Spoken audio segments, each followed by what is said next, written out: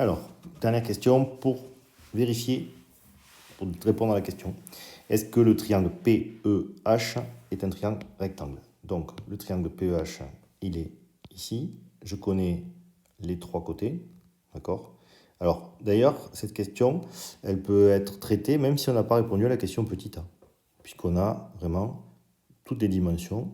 Et là, on reconnaît une autre partie du chapitre de l'année, qui est l'utilisation ou non de la réciproque du théorème de Pythagore.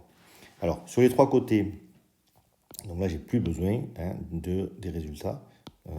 Sur les trois côtés, on prend le plus grand côté et on va calculer, on va dire d'une part, on va faire un premier calcul. Le plus grand côté, c'est 5,6. Je le calcule au carré. J'ai droit à la machine à calculer. 5,6. Je n'ai pas la touche au carré là, mais je mets fois 5,6, fois lui-même. Je trouve 31,36.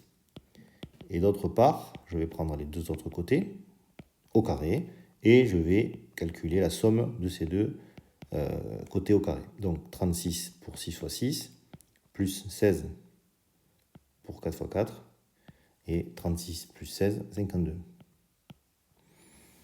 Voilà, donc je me retrouve avec, et je vais l'expliquer, d'une part 31,36, d'autre part 52. Alors comme ce n'est pas égal, eh bien voilà, je peux répondre à la question, parce que comme je ne peux pas utiliser la réciproque du théorème de Pythagore, eh bien je peux dire que le triangle n'est pas un triangle rectangle. Donc je l'écris. Je constate que, je peux l'écrire avec les lettres, le plus grand côté EH au carré n'est pas égal, je barre le égal, à PE au carré plus PH au carré. Donc, je ne peux pas utiliser la réciproque du théorème de Pythagore. Le triangle n'est pas rectangle.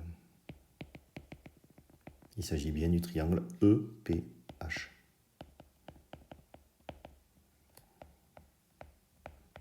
Voilà. Corrigez-vous comme il faut et à la rentrée, vous me posez des questions si besoin. Bon week-end.